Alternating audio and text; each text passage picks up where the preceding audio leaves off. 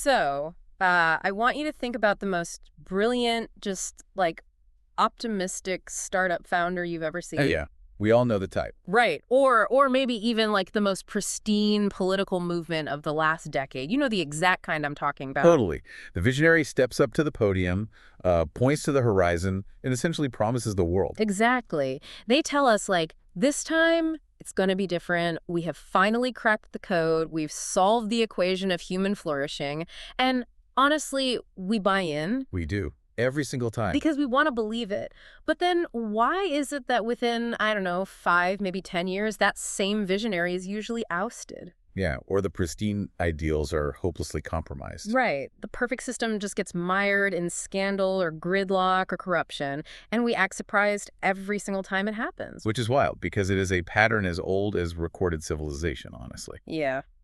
But today's deep dive argues that this isn't just like a string of bad luck or just a few bad apples ruining the bunch. No, it's the inevitable entropy of human power. We desperately crave a definitive solution to our collective problems, you know. We really do. We want a system where things actually work the way they're supposed to, where justice isn't just some bargaining chip. Right, where leaders actually serve the people they govern. What a concept, right? Exactly. But when you step out of the realm of, like, pure theory and you get into the actual machinery of history, that pristine ideal corrodes the second it makes contact with human nature. It just rusts immediately. Yeah, power corrupts, ideals fracture. Yeah. And the peace that these movements promise always proves incredibly fragile. Mm-hmm. Even the absolute most noble institutions eventually bend under the weight of human flaw. I mean, whether you're looking back at the collapse of some massive historical empire or watching a modern institution fail the exact people it was built to protect. Or honestly, just dealing with a deeply toxic boss on a Tuesday morning. Exactly. It's all the same root issue. Human power warps, it exploits. And that is not just some modern cynicism that we, vent about on social media. No, it's an ancient, bone-deep human longing for a truly just ruler. And that profound historical longing is exactly where we're dropping anchor today. We are exploring a really comprehensive framework laid out by Krith R. Velazquez. In a piece titled The Messianic Reign, the King Rules in Righteousness and Peace.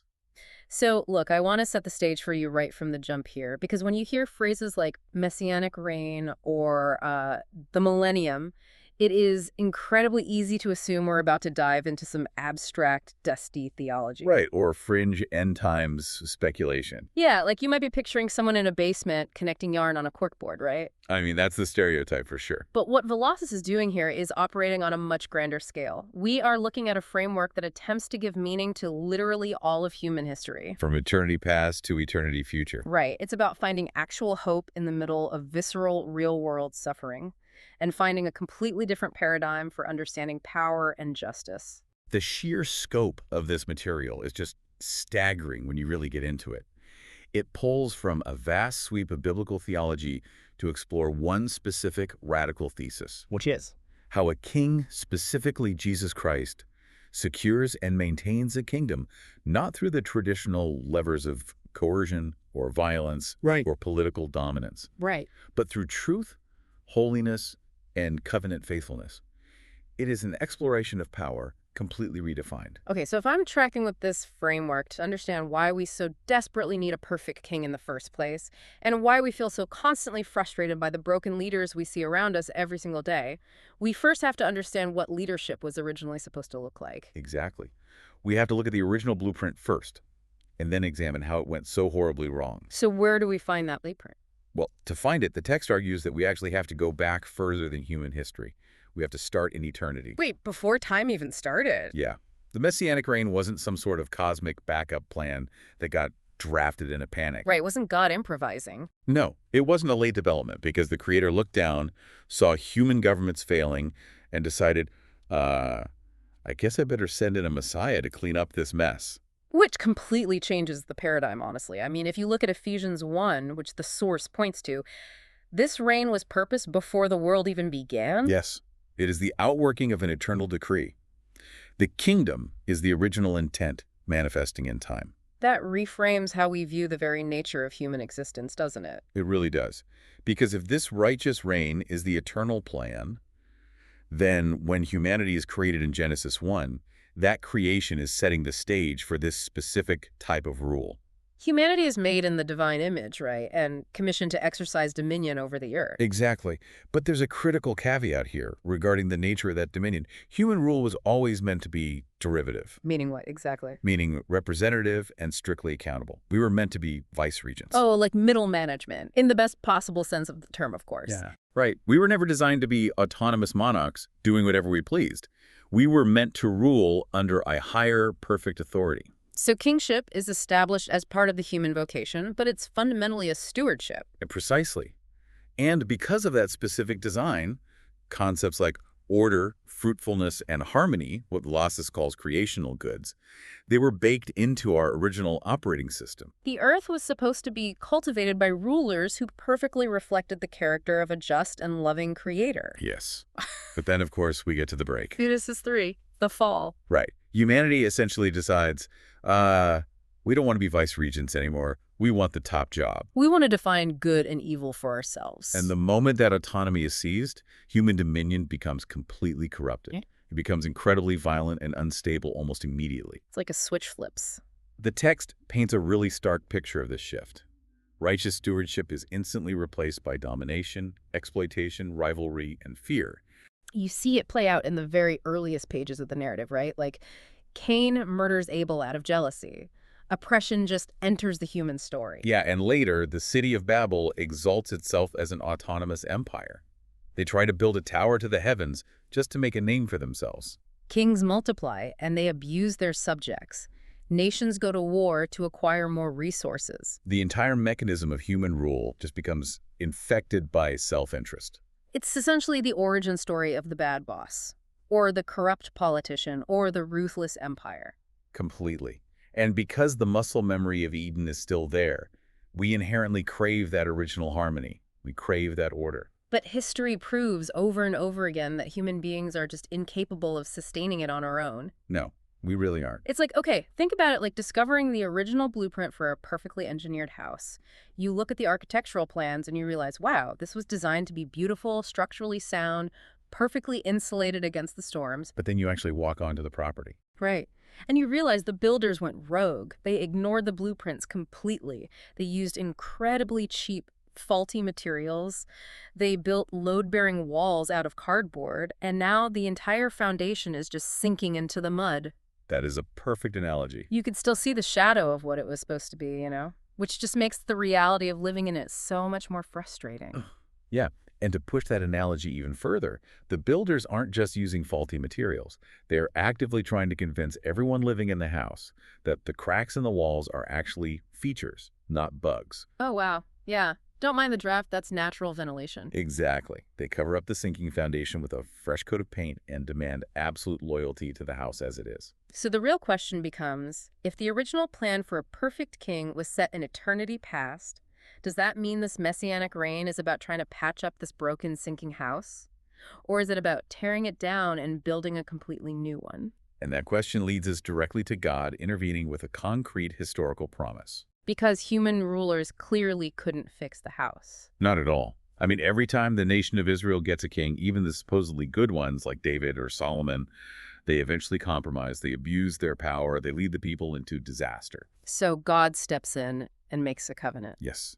Colossus highlights 2 Samuel 7 as the bedrock of this promise. God tells King David that he will have a descendant whose throne will be established forever. And that promise to David becomes like the absolute backbone of all future hope in the Old Testament, right? It really does. The prophets and the psalmists take this initial promise and they expand it into something massive, universal, and eschatological. Wait, let's just pause on eschatological for a second, meaning having to do with the ultimate end of history, the final destiny of humanity, right? Precisely. They begin to describe a reign that isn't just about Israel surviving its neighbors, it's about the culmination of all human history. Like Psalm 2, which talks about the Lord installing his king and giving him all the nations of the earth as an inheritance. Yes. Or Psalm 72, which portrays a reign of ultimate justice for the poor, where the king delivers the needy when he cries out, and where peace flourishes from sea to sea like rain falling on mown grass. It's beautiful imagery, and we see that same intense expectation in the prophets as well. Isaiah 9 looks forward to a child whose government and peace will literally have no end. And Daniel 7 describes a vision of the Son of Man receiving an everlasting dominion that all peoples, nations, and languages will serve. So imagine being a first-century person reading those texts while living under the crushing, violent occupation of the Roman Empire. Oh, the expectation for a conquering king would be intense. The blueprint is back on the table, and they believe the ultimate fixer is coming to deal with the rogue builders. But then we get to the actual historical arrival of this king, Jesus of Nazareth, and the narrative takes what has to be the ultimate twist in human history. It is a profound subversion of every single human expectation regarding power. Because Jesus doesn't take the throne through military conquest, does he? Or a populist political uprising, or an armed rebellion against Rome. No. His reign, as Velazquez describes it, is cross-shaped or cruciform. He conquers by obedience. He suffers by design. He reigns by dying and rising. Exactly. The cross wasn't a tragic detour from his glorious reign, it was the very doorway to it. That is such a huge shift. It is. The framework leans heavily on Colossians chapter 2 here, which explains that Christ disarmed the rulers and authorities, meaning the spiritual and earthly powers that keep the world in bondage. But not by wielding a bigger sword. No, by canceling the record of debt that stood against humanity, he triumphed over them in the cross. Wait a minute. I know what you, the listener, are probably thinking right now, because this is the exact paradox that trips up almost everyone. And is deeply counterintuitive. Right. The Old Testament sets us up to expect a conquering king who makes his enemies a footstool. We want the guy who's going to ride in on a white horse, kick out the corrupt leaders, enforce strict justice, and finally make things right. That's the human definition of fixing the problem. Yeah. And then Jesus shows up, allows himself to be mocked, tortured, and executed by a corrupt collaboration between religious leaders and the Roman state. Right. So how does conquering through submission actually dismantle earthly power structures? How does allowing yourself to be killed fix the sinking house? It's the defining paradox of the Christian faith, honestly. Yeah. And it gets to the very heart of what makes this specific kingdom completely unique. How so? Well, think about it. Earthly power structures are built entirely on coercion, violence, and ultimately the threat of death. Right. If you don't obey the empire kills you. That's their leverage. Exactly. That is the ultimate trump card of human power. So, if Jesus had conquered Rome with a massive angelic army, he would have simply been replacing one system of violent coercion with another, slightly more righteous system of violent coercion. The cycle of the fall would just continue. Meet the new boss, same as the old boss, just with a different flag. Precisely. But by submitting to death, absorbing the absolute worst that human religious and political power could inflict, and then defeating that death through the resurrection. He short-circuits the whole thing. He completely short-circuits the currency of human power. He disarms the authorities because their ultimate weapon, death, no longer holds absolute terrifying power over humanity. So his peace isn't the Pax Romana, which was essentially just tyranny disguised as order. No, it is the peace of redemption, justice, and self-giving love. And the resurrection is the ultimate proof of concept for this new type of power, right? Yes, Romans 1 says he is declared the Son of God in power by his resurrection from the dead. And then the ascension, he returns to the right hand of the Father, seated far above all earthly rule and authority. The throne is occupied. The victory has been definitively won. Which brings us to the most glaring, obvious problem of the human experience, and the next major concept Velazquez addresses. The window problem. The window problem, yes. If the king has already won the definitive victory, and if he is already sitting on the throne, reigning in power, why does looking out the window still reveal a world that is absolutely drenched in injustice, sickness, war, and corruption? Exactly. This is what theologians call the tension of the already and not yet. And understanding this dynamic is absolutely vital for making sense of the world we're actually living in right now, because the biblical text is very clear on the already part. It is. The kingdom of God, which Velazquez defines as the fear of God's effective rule, is already present. Jesus spoke of it in the present tense constantly. He told parables to illustrate the subversive reality, right? Like the mustard seed. Right, which starts out microscopic but grows into a massive tree. Or the leaven in the dough, which works its way through the entire batch, invisibly but unstoppably. These metaphors show the kingdom advancing quietly, almost hidden from plain sight beneath the loud noise of human empires, but advancing with absolute certainty. The victory is a present historical reality. But then we have the staggering weight of the not yet. Velazquez describes our current situation as living in an exile under a contested reign. The church, the followers of this king, confess that Jesus is Lord, but they're still groaning. They're still experiencing cancer, persecution, economic collapse, and death. So how do we balance that? This paradox is the defining experience of the Christian life. The kingdom is present in power now, but it is not yet fully consummated. And holding both of these truths in tension is honestly a matter of spiritual survival. Because if you only focus on the already, you fall into triumphalism, don't you? Exactly. You expect absolute perfection right now. You expect complete health, perfect leaders, and total victory in every endeavor. And when you inevitably experience suffering or see the persistence of horrific evil in the world, you become incredibly disillusioned. You end up thinking, if God is really in charge, why did my child get sick? Why did that hurricane destroy 1,000 homes? And your faith shatters because your reality doesn't match your overly simplistic theology. But on the flip side, if you only focus on the not yet, you fall into absolute despair. You do.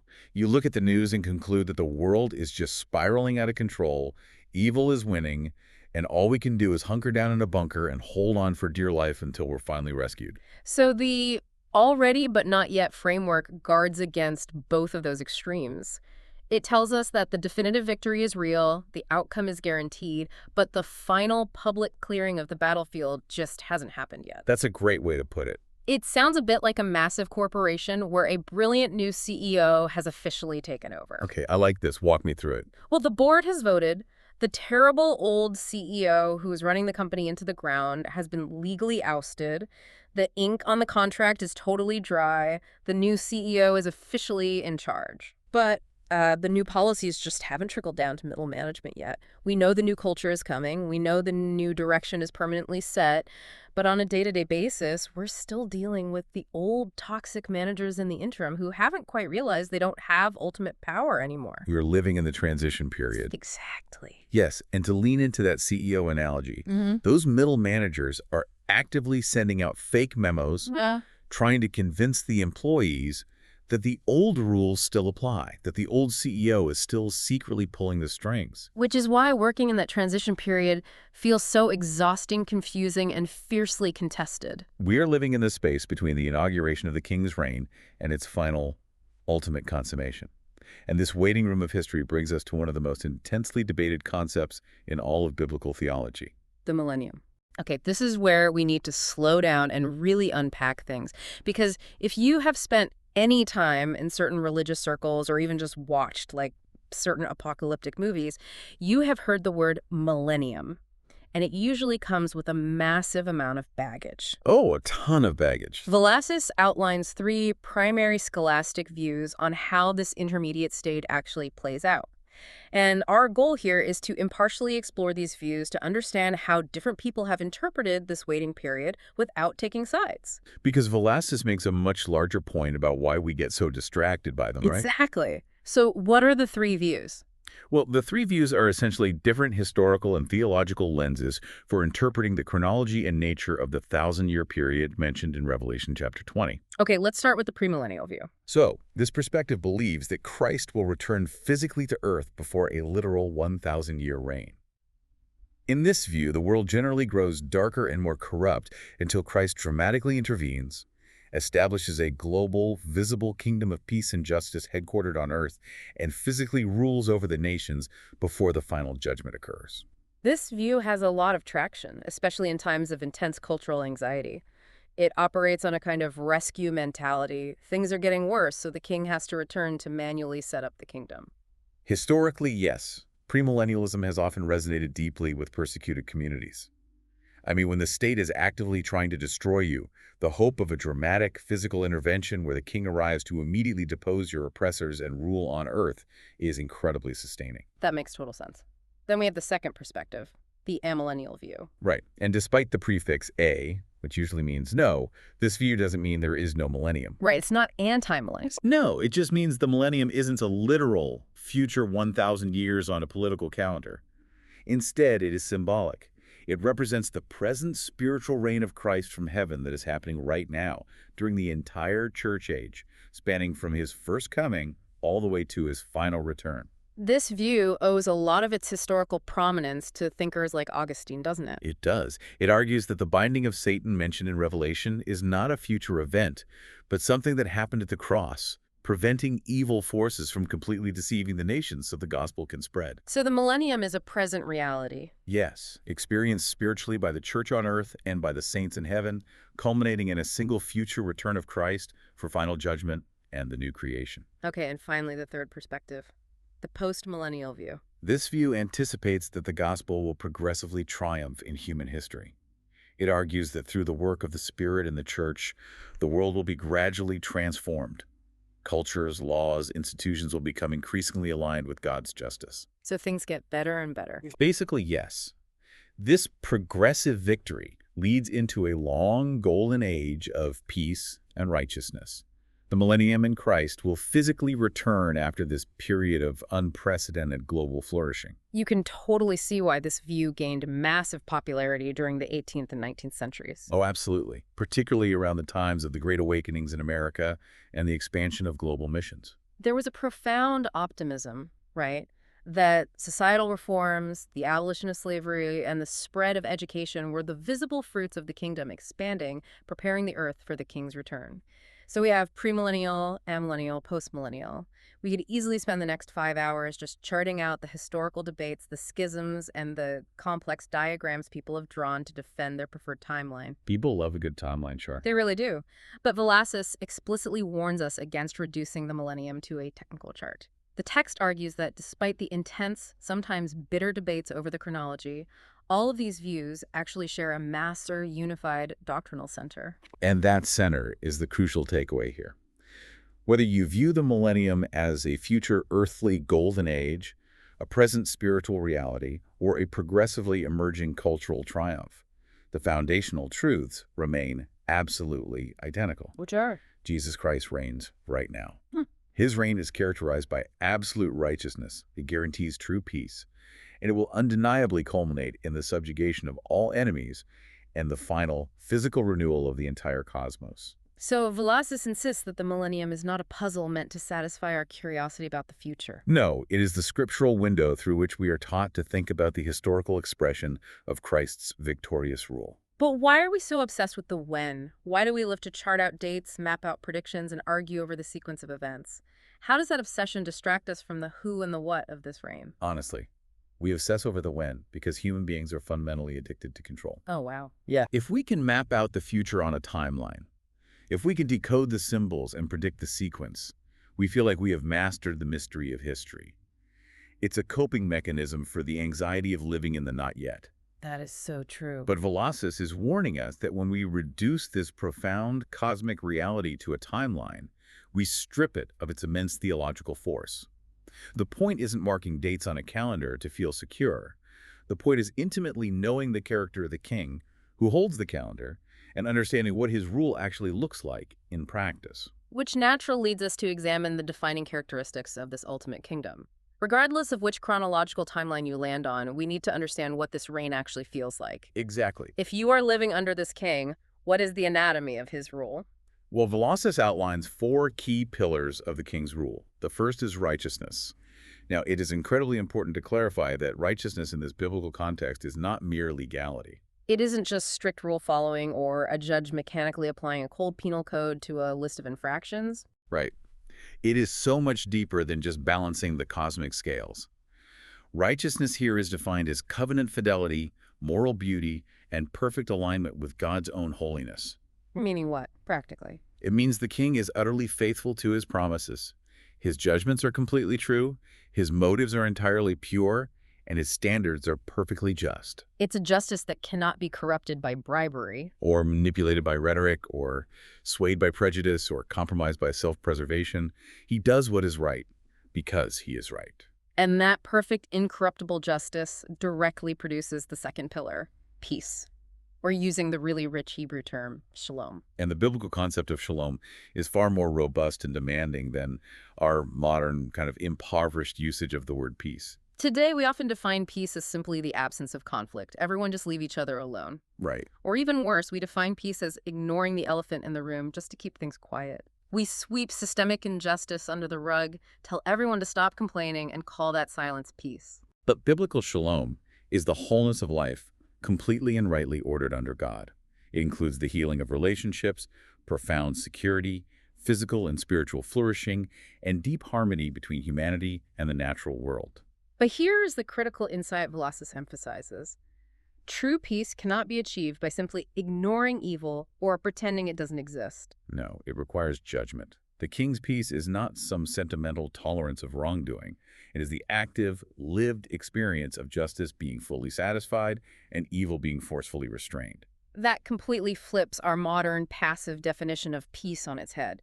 You can't have a peaceful kingdom if the wolves are still allowed to freely roam and eat the sheep. You have to deal with the wolf. Exactly. Velazquez points to passages like Revelation 19 and Daniel 7, which depict the final judgment. It shows Christ actively judging and making war against evil. Peace requires righting the historical wrongs, defending the vulnerable, and actively removing the forces and systems that destroy life. That is the actual mechanism of shalom. It is forged through righteous judgment. And this leads to the third pillar. The reign is global. It is not a localized tribal kingdom restricted to one ethnic group or one geographic region. No, the Old Testament promises and the visions in Revelation consistently show that the Messiah's dominion extends to every nation, tribe, people, and language. But how does a kingdom become completely global without becoming like a tyrannical monolith? Usually when human empires go global, they erase local cultures and force everyone to assimilate into one homogeneous identity. That is the beauty of Revelation chapter 7, which depicts the great multitude from every nation and language standing before the throne. The kingdom unites humanity under one king, but it does not erase the beautiful diversity of human culture. It redeems it. It redeems it, yes. The unique languages, cultural expressions, and histories of all peoples are purified and brought into the kingdom as an act of worship. It is a global unity based on shared allegiance to the king, not forced cultural assimilation. I love that. And finally, the fourth pillar, which is perhaps the most grounding of all. The reign is personal. Yes. We aren't talking about submitting to a faceless cosmic bureaucracy. Or an abstract era of good feelings, or an impersonal algorithm of justice. It is the reign of a very specific, known person, Jesus Christ. He is called the Son of David, the Lamb who was slain, the Good Shepherd, the King of Kings.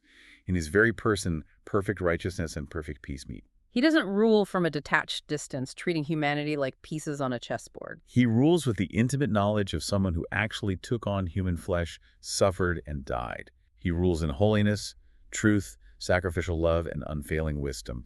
So we have built out this massive cosmic framework. We have traced the narrative from eternity past through the blueprint of creation, the disaster of human autonomy in the fall, the cross-shaped subversive victory of the king, the complex already but not yet waiting period we're navigating now, and the ultimate characteristics of a kingdom built on real justice and shalom. It is a breathtaking narrative arc, really. It's the ultimate meta-narrative. But the crucial question remains, how does this cosmic reality intersect with daily life? Right. The so what moment. Exactly. How does this massive theological framework actually land in your lap today? How does living under a contested reign in a deeply broken world change how you operate at your job, in your family, or when you are watching the evening news? Well, Velazquez provides some incredibly practical implications, and honestly some major red flags to avoid. The practical implications are deeply grounding. First, Velazquez argues that because of the Messianic reign, believers are called to live without panic. Live without panic. That feels almost impossible when you look at the state of the global economy, political polarization, or the threat of global conflict. Anxiety is basically the default operating system of the modern world. It is. But if Christ currently rules, and if the ultimate victory over evil and death is already secured, then history is not actually spiraling out of control, even when it feels terrifyingly chaotic. Evil has absolute limits placed upon it. Yes, it can thrash and cause damage, but it cannot win. This means you do not have to operate from a place of existential dread. Oh. Second, the framework calls for the church to actively embody kingdom values right now. In the present. We aren't just sitting in the waiting room thumbing through magazines. We are supposed to be practicing justice, showing radical mercy, pursuing truth, and working for reconciliation in our actual physical communities today. So we are tasked with practicing the culture of the new CEO while the old middle management is still actively trying to cause chaos. Exactly, which ties directly into the third implication. a radical redefinition of all human leadership. If the ultimate king of the universe conquered through a cross and rules through self-giving love, then all human authority, whether you're a parent managing a household, a manager running a department, or a politician governing a city, must be exercised justly, humbly, and entirely for the good of others. Leadership ceases to be about domination or privilege. It becomes an act of stewardship and service. And for those who are facing the brunt of the brokenness in the world, Velasa says this theology gives you the ability to endure with confidence. Injustice is temporary. The wrongs will eventually, definitively be righted. Your suffering is not meaningless, and it is absolutely not the final word. Furthermore, there's a profound implication for how we engage in public life. Christians are called to actively seek the common good, to work for peace and justice in society, but, and this is a monumental but, without ever trusting human systems to ultimately save us. Which brings us perfectly to the common dangers to avoid, because walking that specific line is incredibly difficult. It really is, and I want to ask you to help navigate a very specific, incredibly common pitfall Velazquez mentions. Okay, let's hear it. The text warns against collapsing the kingdom into politics. It explicitly states that Christ's reign is not identical to any earthly state, nation, or political party. But at the same time, we just established that we must practice justice and engage the public good. So how do you practically walk that tightrope? How do you fight for justice in society, advocate for good laws, and vote your conscience without accidentally treating your preferred political party like it is the Messianic kingdom itself? That is perhaps the most difficult and pervasive challenge for believers in the public square today. The framework synthesizes this tension beautifully by describing the church as a colony of the coming age. A colony. Okay. Think about what a colony fundamentally is. It's a community that represents the values, culture, and ultimate authority of its home country while living in a completely different land. When you fight for justice, when you vote, or when you advocate for policies that protect the vulnerable, you are acting as a colonist. You are trying to reflect the king's values of mercy and fairness into a foreign, broken system. You're trying to import a little bit of shalom into the present contested reality. Precisely. But the danger, the political confusion, happens when you forget that your political party is fundamentally a human institution, deeply compromised by the fall. When you equate a human political platform with the kingdom of God, you end up compromising your own moral compass to protect the party. You start defending the indefensible because you believe your party is the ultimate hope for the world. Or, conversely, you become crushed by absolute debilitating despair when your party loses an election because you feel like the kingdom itself has just been defeated. Exactly. You walk the tightrope by engaging fiercely and passionately for the good of your neighbors while maintaining the sober, unshakable reality that no politician, no piece of legislation, and no earthly system can ever replace the final, perfect reign of Christ. That is so incredibly freeing. It allows you to care deeply and work tirelessly without making politics your ultimate idol. And Velazquez mentions a few other dangers we need to highlight too. Yes. There is the danger of over-spiritualizing, which is pretending this entire conversation is just about an inward, private feeling of peace in your heart, while ignoring the fact that God promises a real, cosmic, embodied renewal of the physical world. Matter matters. We also touched on the danger of triumphalism earlier, expecting absolute perfection now, demanding that life be pain-free, and growing angry or losing faith when the world remains broken. And its direct opposite, despair. Forgetting that the king already reigns, being consumed by the news cycle, and acting as if evil has the upper hand and history is entirely lost. So if we pull all of this together, we started this deep dive by talking about our deep, recurring frustrations with human leadership. We talked about the inevitable entropy of power, the corrupting nature of authority, and the exhausting feeling that every human system, no matter how noble its founding ideals, eventually lets us down. And the ultimate promise of the theological framework we have explored today is a direct, robust answer to that profound frustration. History is not a random, meaningless series of chaotic events, a tale told by an idiot full of sound and fury, signifying nothing. And it is not ultimately ruled by violence, corruption, or the loudest, most ruthless tyrant who can amass the most power. No. History has an author, and it is governed by a king who is fundamentally different from any human ruler. He is both perfectly just and unimaginably gentle, absolutely powerful, and completely holy. Because he reigns right now, even in the middle of this contested, confusing transition period. It means our suffering actually has a horizon of hope. It means evil, no matter how loud, pervasive, or terrifying it gets, has a hard, impenetrable limit set upon It it. means history has profound meaning, and it is moving unstoppably toward a beautiful, promised restoration. A restoration where the structural integrity of the house is finally made perfect, where righteousness and peace become the permanent, unshakable realities of existence, and where the entire cosmos is fully and finally healed. It's the ultimate hope. I want to leave you with one final provocative thought to mull over today as you go back to your life, your commute, or your responsibilities. Think all the way back to the beginning of our conversation, to that original creation mandate in Genesis 1. The idea that human beings were designed from the start to exercise dominion, to be vice regents reflecting God's righteous rule into the physical world. Right, that original blueprint. If human dominion was originally designed to reflect divine kingship, and if Christ is currently actively at work restoring that proper order through his cross-shaped reign, what does that mean for your specific daily spheres of influence right now? Think about your own small domains, your family, your workplace, your community, your creative projects. How might treating those everyday spaces as micro-reflections of this righteous, peaceful reign fundamentally alter your relationship to power? How might it change your sense of responsibility to the people under your care? If you are a vice regent of a king who conquers through self-giving love and establishes shalom through justice and mercy, how does that change the way you treat the people around you today? Until next time, keep diving deep.